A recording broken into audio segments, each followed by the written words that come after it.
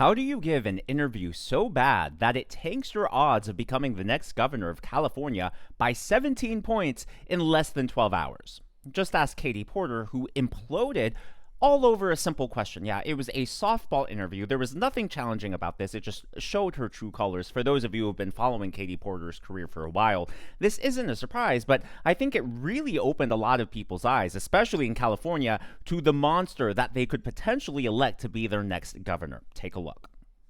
What do you say to the 40% of California voters who you'll need in order to win, who voted for Trump?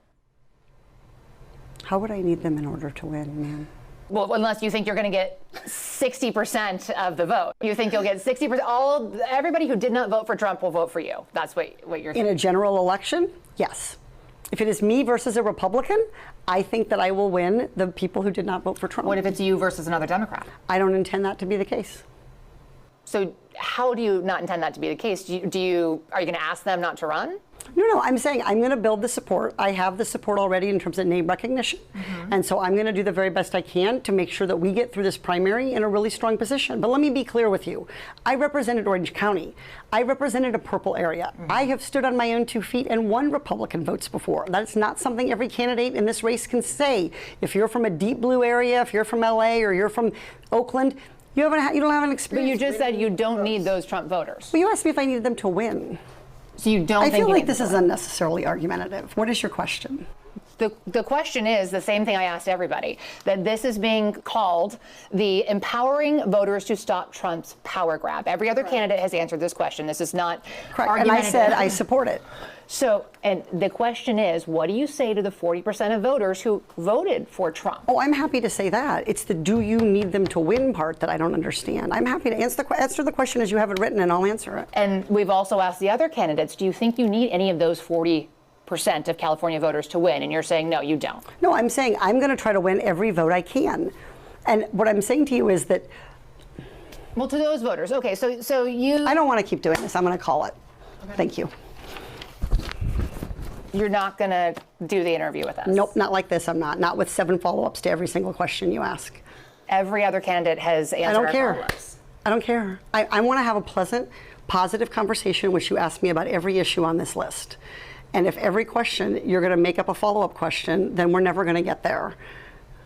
Ms. And Porter, we're just going to circle around. I am an investigative I have never reporter. had to do this before, ever. You've never had to have a conversation with to end a an reporter? interview. Okay, but every other candidate has done this.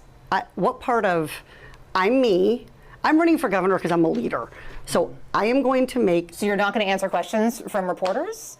Okay, why don't we go through? I will continue to ask follow-up questions because that's my job as a journalist, but I will go through and ask these, and if you don't want to answer, you don't want to answer. So nearly every legislative... I don't want to have an unhappy experience with you, and I don't want this all on camera. I don't want to have an unhappy experience with you either. I would love to continue to ask these questions so that we can show our viewers what every candidate feels about every one of these issues that they care about. And redistricting is a massive issue. We're going to do an entire story just on the responses to that question. And I've asked everybody the same follow-up questions.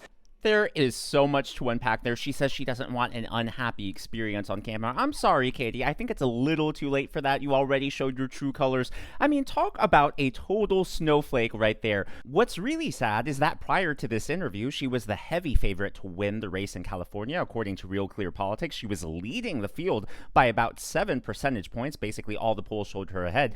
Now, you'll notice there that the last poll on that list was way back in September. Obviously, a lot has changed, especially since this interview was released and started going viral.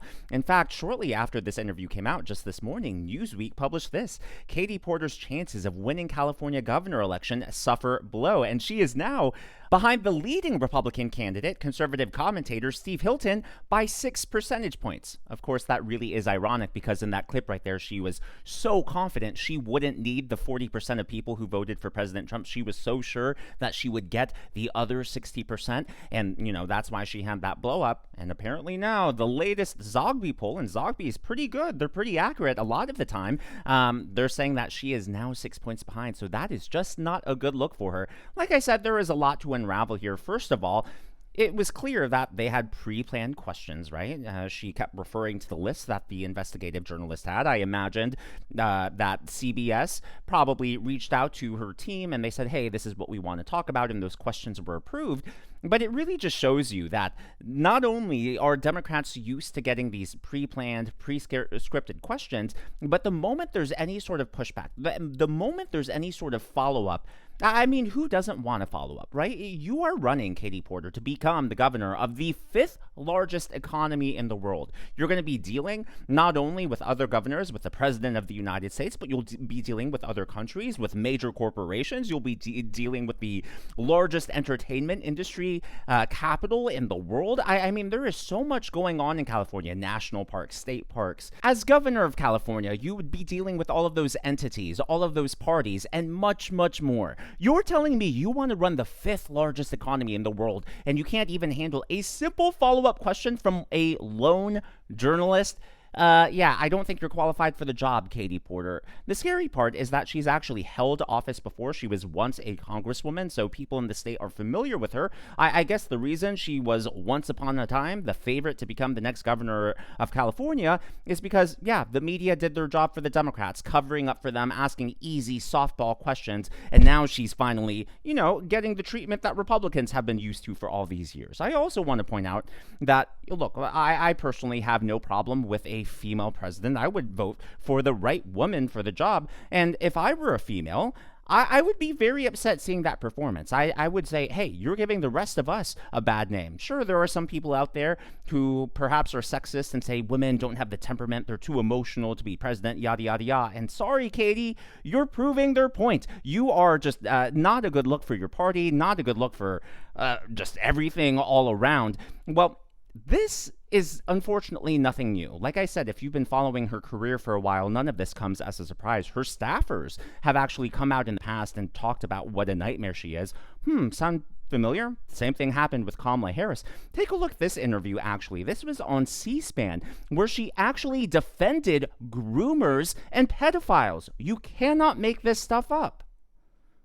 This allegation of groomer and pedophile, it is alleging that a person is criminal somehow and engaged in criminal acts merely because of their identity, their sexual orientation, their gender identity. What is really gross and disgusting about that, I mean, on top of like the core of what she's saying, is that she's somehow trying to tie that in to the LGBTQ plus community. It just, come on, Katie, that is just absolutely disgusting right there. And again, she said that, as you saw on the screen, on C-SPAN, as the sitting congresswoman in California. She has just absolutely no shame. The fact that she was able to say that publicly, basically got no pushback at the time, and now, or was, the front runner to be governor of California, says a lot about the state of the Democrat Party. It makes you wonder, are Democrats in California, do they really like Katie Porter?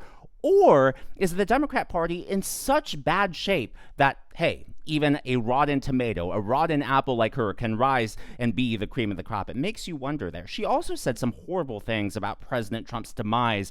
I mean, just imagine if a Republican, any Republican, not even a politician, let's say, way back when Rush Limbaugh was alive, let's say Rush Limbaugh said this about Barack Obama. Do you think he would have gotten a free pass for this? Again, she said this as an elected official.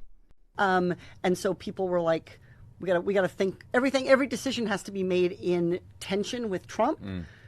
Soon, Trump will lose or go to prison or, I don't know, have a heart attack. I'm not sure. We call it the hamburger. I don't know what his demise is going heaven. to be, but he'll have his demise. And the question will still be there. Who are we as Democrats? Apparently, who are we as Democrats? We're wishing for the death of someone. That is really sad. And that, of course, is before the current political climate where we're seeing all of this political violence coming from the radical left. It's very clear that she was ahead of the curve and she was leading and helping fuel the Democrat Party to go down this dark and dangerous path. That is absolutely disgusting. It's one thing to talk about someone's political demise, to talk about someone's electoral demise. But no, she started talking about a heart attack. She's talking about the demise of Trump, period. That is really disgusting. Again, imagine if anyone on the right had said that about Barack Obama, Kamala Harris, Hillary Clinton. They would have been criticized and hung upside down by the mainstream media. Well, she was also divorced by her husband. According to the New York Post, Representative Katie Porter scalded ex-husband's scalp with potatoes. She apparently poured boiling potatoes on his head, causing lots of burns. This was also confirmed by the Daily Mail, which has more details, exclusive, dumping boiling potatoes on her husband's head, saying he's too dumb to have a cell phone, and calling him an effing slob. Allegations about Democrat Katie Porter's abusive marriage resurface as she launches Senate run and releases memoir. Even if you knew nothing about Katie Porter before watching this video, that should come not as a surprise after watching that clip. It should be affirmation of who she is as a person, because if you are able to berate a reporter like that on camera, if you're able to lose your cool over a softball question, like that reporter, think about it, that reporter wasn't challenging her on policy. That reporter wasn't challenging her on her record. That reporter wasn't challenging her on her personal life. She didn't even bring up the divorce. She was just saying, hey, don't you think you need some of those 40% of voters?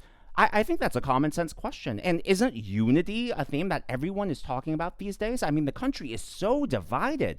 Wouldn't you want to reach across the aisle and get some of those people into your camp? That should have been not just a softball, but that should have been a home run for anyone serious about being governor of any state, being a leader in any state, as Katie Porter claims that she is. But instead of being a leader, she is a first-rate runner. She just ran away from the question. So again, if you're going to behave like that in public, all of this shouldn't come as a shock. Well, we also have access to the restraining order. Just take a look at this.